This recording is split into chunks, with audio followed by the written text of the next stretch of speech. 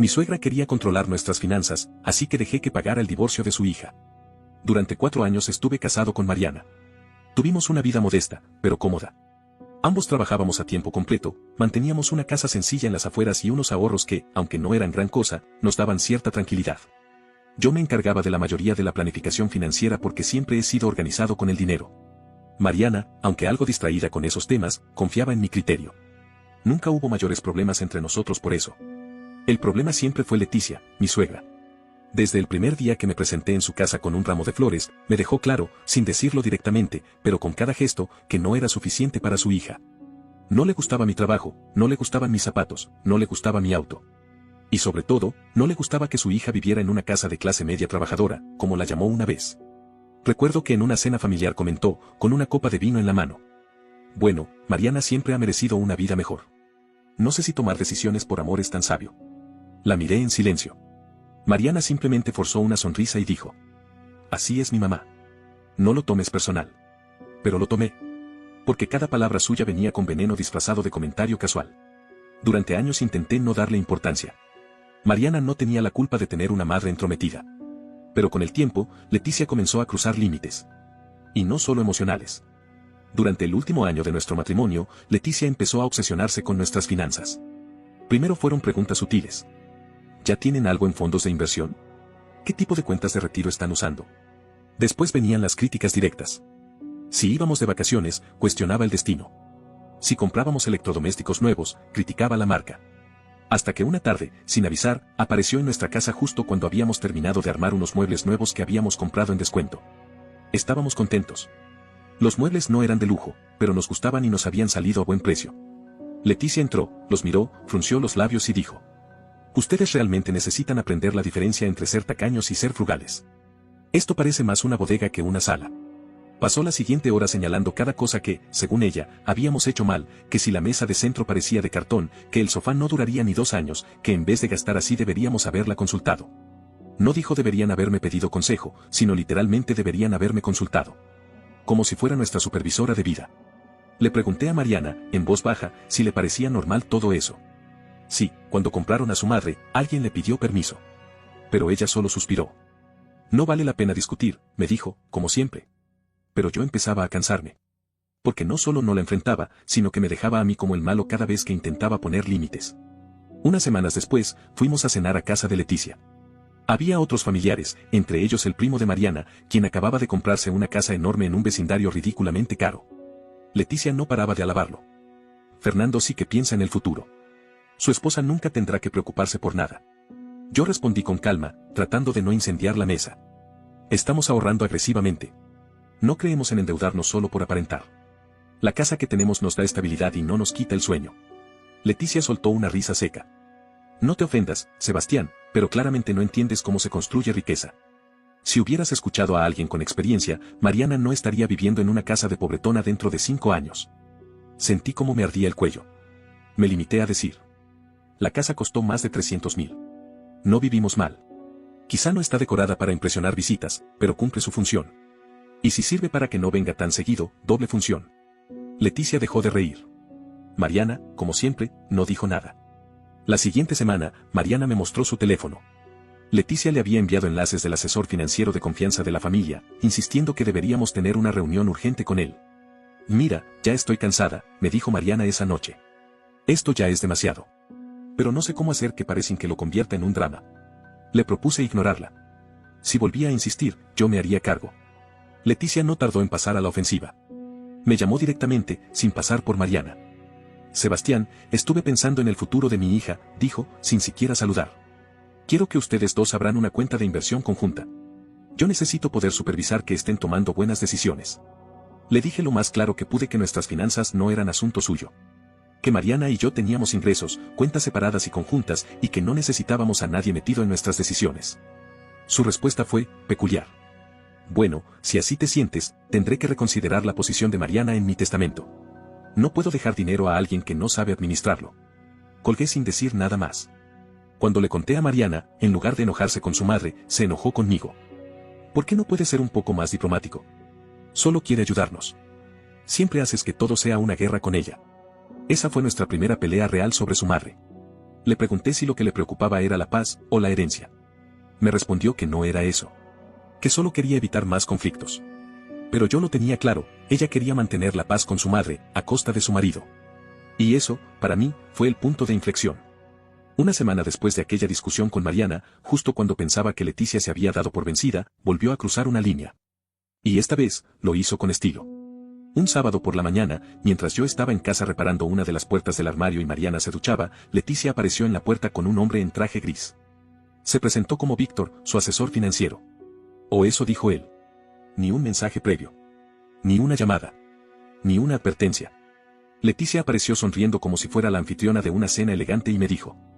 Pensamos que hoy podríamos aprovechar para revisar algunas opciones de inversión. Pensamos. Como si estuviéramos todos en la misma página. Víctor apenas me miró. Parecía tener claro que su presencia ya estaba validada por quien le interesaba. Portafolio en mano, cara impasible. Casi parecía aburrido de repetir el mismo guión. Me quedé mirándolo sin moverme. Sentí una oleada de indignación tan fuerte que me costó contenerme. No van a entrar, dije, apoyado en el marco de la puerta. No tengo nada que revisar con ustedes. Y menos sin ser invitado.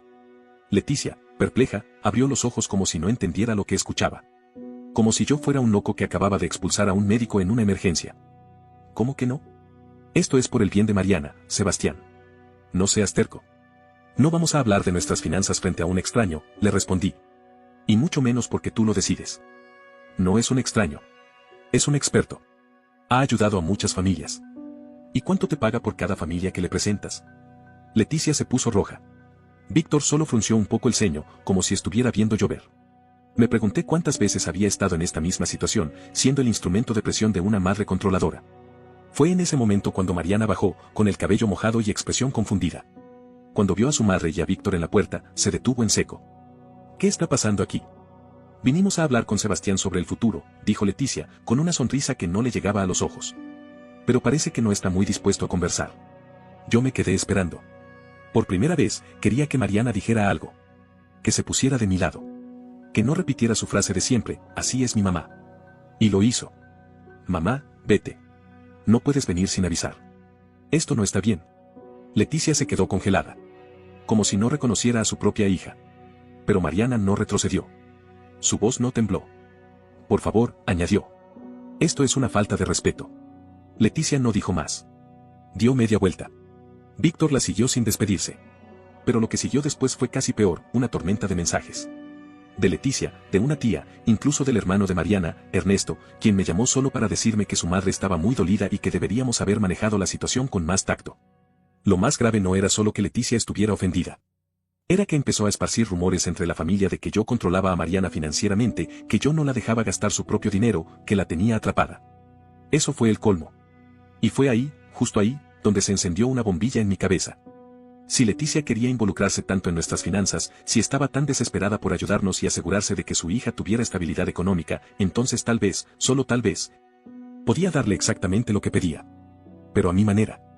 Le propuse a Mariana una idea. Al principio dudó. Dijo que sonaba manipulador, que no quería que su madre se sintiera utilizada. ¿Y cómo crees que nos ha hecho sentir ella estos años? Le pregunté. Siempre ha querido controlarnos. ¿Por qué no dejarla creer que puede? Con algo de reticencia, aceptó. Llamé a Leticia 2 días después. Le dije que habíamos reconsiderado. Que tal vez tenía razón. Que deberíamos ser más estratégicos con nuestras finanzas. Que nos gustaría establecer una cuenta para emergencias familiares y que ella, si quería, podía participar. Leticia no lo pensó 2 veces. Claro que sí, respondió, casi sin ocultar la satisfacción. Yo sabía que lo entenderías tarde o temprano. Agendamos una reunión en casa. La recibimos con té, sonrisas y los papeles listos. Le expliqué que era un fondo de emergencia conyugal, una cuenta protegida, exclusiva para situaciones críticas y que se administraría de manera conjunta, con su contribución marcada legalmente como donación irrevocable. Ella firmó sin leer los detalles. Demasiado confiada. Demasiado emocionada. Ingresó $25,000. Ni Mariana ni yo dijimos una palabra más esa noche. Solo intercambiamos una mirada. Leticia creía que finalmente estaba al mando.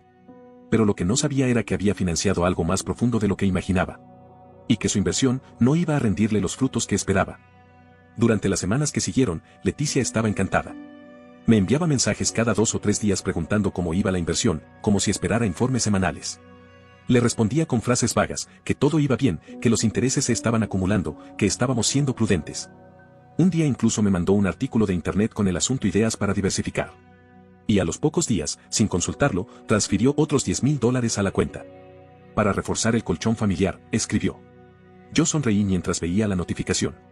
En su mente, había tomado el control. En la mía, acababa de pagar por adelantado el precio de su propia derrota. Pero justo cuando creí que había encontrado el modo de contener su intromisión, algo empezó a desestabilizarse en otro frente. Mariana cambió. Empezó a llegar tarde del trabajo con más frecuencia. Me decía que estaba con proyectos nuevos, que su jefa estaba exigiendo más. Pero algo no me cuadraba. No era solo el horario. Era su forma de hablar, su manera de esquivar mi mirada, la frialdad repentina en los momentos que antes eran cálidos. Al principio, traté de no hacerme ideas. Pensé que tal vez estaba estresada por lo de su madre, por la presión que habíamos aceptado por conveniencia. Quise creer que el cambio era pasajero. Hasta que una noche, mientras ella se duchaba, su teléfono no paraba de vibrar sobre la mesa del comedor. Normalmente, jamás revisaba sus cosas. Pero ese día no pude resistirme. En la pantalla había varios mensajes de alguien guardado como Marcelo burbuja de diálogo. Leí solo los avances que aparecían sin desbloquear el celular, y fue suficiente. No hablaban de trabajo. No hablaban de proyectos. Eran mensajes íntimos. Cálidos. Demasiado personales. Mariana y yo sabíamos las contraseñas del otro. Sin pensarlo 2 veces, desbloqueé el teléfono. Lo que encontré me cortó el aire. Mensajes, fotos, planes. Al parecer, llevaban más de 2 meses viéndose en secreto. Marcelo era un compañero de su oficina. El nuevo líder de proyectos que ella había mencionado en una cena sin prestarle demasiada atención. No pude terminar de leer todo. No hacía falta. Cuando salió de la ducha, me vio con el teléfono en la mano. ¿Qué haces?, dijo, con un pánico inmediato en la voz. ¿Marcelo?, pregunté, mirándola directamente. Se quedó paralizada. Intentó alcanzarme para quitarme el teléfono, pero no lo solté. ¿Hace cuánto?, le pregunté. No gritaba. No lloraba. Mi voz era plana. Mariana se sentó en el borde de la cama, con una toalla enredada en el cuerpo y los ojos vidriosos. No fue planeado, dijo, evitando mirarme. Me sentí atrapada, aburrida. Fue un error. Lo iba a terminar. ¿Lo ibas a terminar o ya lo terminaste? No respondió. No me interesaba escuchar excusas. Estuve años soportando la constante falta de respeto de su madre, los comentarios, las humillaciones, su silencio cómplice. Y ahora esto. Otro abandono. Otro acto de deslealtad, pero esta vez, definitivo. Me levanté sin decir nada más. Haz tus maletas, le dije. Hoy no duermes aquí. Ella se levantó de golpe. Sebastián, por favor, solo escúchame. No quiero que esto destruya nuestro matrimonio. Fue una tontería. Tienes 1 hora. Puedes venir otro día por lo demás. Mariana lloró, suplicó, intentó aferrarse a mi ropa. Pero yo estaba vacío. No había espacio para la compasión. No después de todo lo que había callado. No después de lo que acababa de descubrir. Esa noche se fue a casa de una amiga. Me escribió varias veces en los días siguientes, tratando de explicarse, de justificarse, de implorar.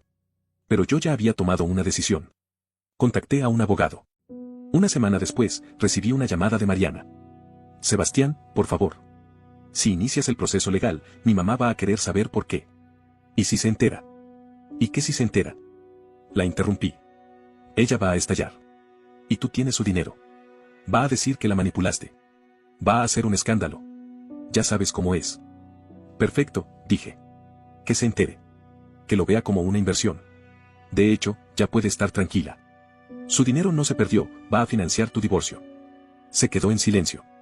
Podía imaginar su cara al otro lado de la línea. No puedes hacer eso. Ah, ¿no? ¿Me vas a demandar tú? ¿O tu mamá? Colgó. Ese mismo día, mi abogado me confirmó que Mariana ya había consultado con 3 de los abogados más caros de la ciudad. Una táctica común, hablar primero con los mejores para inhabilitarlos en caso de que yo quisiera contratarlos. Pero cometió un error. Me puse en contacto con uno excelente que no estaba en su lista. En nuestra primera reunión, le conté todo. Y cuando le expliqué lo del fondo de emergencia y quién lo había financiado, el abogado soltó una carcajada discreta y me dijo: bueno, esa es una forma creativa de lidiar con suegras tóxicas. Nos pusimos a trabajar de inmediato. La demanda de divorcio se estaba preparando. Sabía que Leticia, tarde o temprano, explotaría cuando supiera la verdad. Y no me molestaba en lo más mínimo. Porque si quería controlar nuestras finanzas, ahora las tenía en primera fila. Pero no como lo había imaginado. Una semana después de haber iniciado el proceso de divorcio, llegaron los papeles formales del abogado de Mariana. Pedía la mitad de todo. La casa, los ahorros, incluso parte de mis inversiones personales anteriores al matrimonio. También solicitaba pensión compensatoria, alegando que había hecho sacrificios importantes durante nuestra relación. Sacrificios que, según ella, afectaron su bienestar emocional y sus oportunidades de desarrollo profesional. Lo más irónico, su abogado era uno de los más caros de la ciudad. Sabía que Mariana no tenía ese dinero, y que tampoco iba a poder mantenerlo a largo plazo. Mi abogado lo notó también. ¿De dónde crees que sacó el dinero para pagarle?, me preguntó. Revisamos los movimientos bancarios recientes. Mariana había estado haciendo pequeñas transferencias periódicas de nuestra cuenta conjunta a otra cuenta secundaria desde meses antes de que comenzaran los problemas entre nosotros. El patrón era sospechoso. Y la cantidad acumulada también, más de $30,000 ocultos. Mi abogado fue claro. Esto es serio, Sebastián. Está ocultando activos conyugales. Es una estrategia ilegal y peligrosa. Podemos usar esto a nuestro favor si lo demostramos. No lo dudé. Le dije que trajera a un experto financiero. Quería todas las cartas sobre la mesa. Si Mariana pensaba jugar sucio, estaba más que preparado para responder con lo mismo. Mientras todo esto avanzaba, Leticia me llamó. Me imagino que ya se había enterado. Su tono era una mezcla de rabia y desesperación. ¿Cómo pudiste hacerle esto a Mariana? Estás destrozando su vida. Exijo que liberes mi dinero ahora mismo. Ese fondo era para protegerla, no para hundirla. Respiré profundo y respondí con toda la calma que me quedaba. Leticia, tú querías participar en nuestras finanzas. Ahora eres parte de la realidad. El fondo de emergencia que firmaste no puede tocarse sin el consentimiento de ambos. Y como sabrás, tu hija ya no vive aquí. Así que, esto es una emergencia familiar. Y mi hija necesita ese dinero para pagar su defensa legal. No te preocupes, le dije. El juez decidirá cómo se distribuye. Tú firmaste los documentos que establecen claramente que las contribuciones son irrevocables. Yo los conservo. Y el banco también. Me colgó sin decir una palabra más. Pero no fue su única jugada. Al día siguiente, Mariana me llamó desesperada. No tengo dinero, Sebastián. Mis cuentas están vacías. ¿Podemos descongelar al menos una para que pueda pagar la renta? No. Necesito comer. Estoy quedándome en casa de una amiga y no puedo seguir así. Deberías haberlo pensado antes de llevar una doble vida. No voy a pagar para que me hundas en el divorcio. Encuentra un abogado más barato.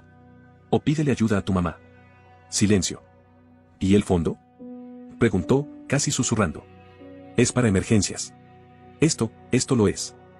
Ese fondo es para emergencias familiares reales. Esto es una consecuencia de tus decisiones. No confundas una crisis de responsabilidad con una emergencia.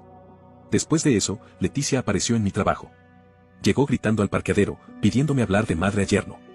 Dijo que estaba siendo robada, que su dinero había sido secuestrado, que me iba a denunciar por fraude. Tuve que llamar a seguridad para que la retiraran del edificio. Me sentí avergonzado. Pero más que nada, sentí alivio de que por fin todos a mi alrededor vieran quién era ella realmente. Y no solo una anécdota recurrente en mis historias familiares. Poco después, el experto financiero que contratamos descubrió que Mariana no solo tenía esa cuenta secundaria. También había transferido parte del dinero a una cuenta en otro banco, a nombre de un tercero. Su amante, Marcelo. Había desviado fondos para pagar cenas, escapadas, hasta alquileres de Airbnb. Eso fue todo lo que necesitábamos. Mi abogado reunió toda la información y la presentó ante el juez como evidencia de ocultamiento de bienes y manejo desleal de los recursos conyugales. La reacción en la audiencia fue inmediata. Mariana palideció. El juez ordenó congelar su cuenta secreta. Mariana intentó explicar que no era dinero de la pareja, que eran ahorros personales. Pero no pudo justificar el origen y las transferencias desde nuestra cuenta conjunta estaban documentadas. No solo eso, se nos otorgó control total sobre la cuenta compartida, y Mariana perdió la posibilidad de acceder a los fondos del Fondo de Emergencia Familiar hasta que se dictara sentencia definitiva. La jugada se volvió contra ella. Cuando salimos del juzgado ese día, Mariana me interceptó en el pasillo. Sebastián, por favor. Esto se está saliendo de control. No quiero que esto termine tan mal. ¿Y cómo esperabas que terminara? ¿Creíste que podía soportar una traición más? Ella bajó la mirada. No tengo a dónde ir. No tengo cómo sostenerme. Solo te pido un poco de compasión. ¿Compasión? Lo único que te queda es dignidad. Y si quieres conservarla, deja de contactarme. A partir de ese momento, decidí cortar todo contacto con ella fuera de los canales legales. Y mientras el juicio avanzaba, el círculo se cerraba. Porque lo más sorprendente no era que Mariana me hubiera traicionado. Lo más sorprendente fue que Leticia, que había invertido tanto esfuerzo en proteger el futuro financiero de su hija, había sido la que pagó la factura del desastre. Sin darse cuenta, con cada depósito que hizo, había financiado su caída. Y lo que vendría después, sería aún más dulce de digerir. El juicio se resolvió más rápido de lo que imaginé. La evidencia era clara, Mariana había ocultado fondos, mentido al tribunal y usado recursos conyugales para financiar una doble vida. Su amante, Marcelo, apareció en la audiencia solo como un nombre en las transferencias bancarias. Nunca dio la cara. El juez dictó sentencia con una firmeza que no dejó lugar a dudas. Se me otorgó la totalidad de la cuenta conjunta, más el 70% del fondo oculto que Mariana había armado durante el último año. Su abogado intentó pelear el porcentaje, pero no pudo defender lo indefendible. Además, se le negó cualquier pensión. El argumento fue sencillo, Mariana tenía empleo, salud y una vida que ella misma había desordenado. El intento de ocultar bienes demostraba mala fe, y eso el tribunal lo castigó. Lo más simbólico fue lo que sucedió con el famoso fondo de emergencia. El juez lo declaró legalmente parte del patrimonio conyugal, dado que había sido aportado como donación formal, y que ambos cónyuges aparecíamos como beneficiarios. La mitad fue para mí. La otra mitad, para el divorcio. Leticia, que había depositado $35,000 en esa cuenta pensando que estaba asegurando el futuro de su hija, terminó financiando su separación. Y no solo eso. Parte del dinero sirvió para pagar mis honorarios legales. Una ironía que saboreé con una calma que nunca creí posible. Mariana no volvió a llamarme. Pero Leticia sí. Una noche, después del fallo, su número apareció en mi celular. No me importa lo que diga el juez, dijo apenas contesté. Tú me robaste. Me utilizaste. Esto fue un engaño. Leticia, tú firmaste todo. Leíste, o decidiste no leer, lo que decían los papeles. Nadie te obligó. Lo hiciste todo a propósito. Planeaste esto desde el inicio. Te aprovechaste de mi amor por mi hija. Tu amor no fue más que un intento de controlarla. Y de paso, de humillarme a mí. Si lo hubieras usado para apoyar, no estarías viendo cómo tu propio dinero pagó su caída. Colgó. Y no volví a saber de ella por un tiempo. Pasaron 2 meses. Empezaba a recuperar el ritmo. Dormía mejor. Volví al gimnasio. Me permití reír con amigos sin sentir ese nudo en el estómago. Poco a poco, dejé de revisar si Mariana había posteado algo nuevo. Dejó de importarme. Hasta que un amigo en común me envió una captura de pantalla. El asesor financiero de Leticia, ese tal Víctor, estaba siendo investigado por fraude. Había aconsejado a varias familias, incluidas la propia Leticia y varios conocidos suyos, a invertir en lo que luego resultó ser una estafa piramidal sofisticada. Él cobraba comisiones de entrada, fingía rendimientos inflados y luego desaparecía con el dinero. Leticia había perdido al menos $175,000. Mariana, por su parte, había puesto cerca de $5,000 que había logrado ahorrar después del juicio, con la esperanza de volver a ganarse el favor de su madre. Ambas quedaron devastadas. Pero lo más cruel fue que algunos de los conocidos a quienes Leticia había convencido de invertir ahora estaban demandándola a ella, por haber sido la que los presionó a confiar en Víctor. Una de las tías de Mariana me escribió, sin que yo lo pidiera, solo para decirme: ahora Leticia dice que todo esto es culpa tuya. Que tú la arrastraste a esta ruina. Respondí con un lo lamento mucho. Pero no dije más. Porque no era cierto. Leticia se arrastró sola. Hace una semana supe que Leticia tuvo que vender su casa. No alcanzó para cubrir todo lo que debía, pero logró evitar un embargo mayor. Ahora vive en un apartamento pequeño, alejada del vecindario que tanto presumía. Mariana, según me contó un conocido, se mudó a un estudio de una sola habitación y trabaja horas extra para pagar su nuevo abogado. Porque todavía tiene causas abiertas por el tema de la evasión financiera durante el juicio. Y yo, sigo aquí. En la misma casa que Leticia alguna vez llamó pobretona, pero ahora está completamente pagada. Sin deudas. Sin dramas. Sin voces que me hagan dudar de mí. Mi abogado me dijo que podría demandarlas por difamación o por los daños colaterales causados. Pero no quise. No por compasión. Sino porque nada de lo que haga puede superar lo que ya hicieron ellas mismas. Leticia quiso controlar mi vida. Mariana quiso jugar con mi confianza. Ambas terminaron empujándose al borde por su propio ego. Y yo solo me aseguré de que cuando cayeran, lo hicieran con su propia escalera. Una tarde, me senté en la sala con un café. Vi el estado de cuenta, el balance de mis finanzas, y pensé en todo lo que había pasado. El fondo de emergencia terminó cumpliendo su propósito. Fue una emergencia. No la que Leticia pensó, sino la que Mariana provocó. Y fue atendida. Con precisión. A veces, el karma es lento. Otras veces, simplemente tiene tu firma notariada. No olvides dejar tu opinión en los comentarios, dejar tu like y compartir este video.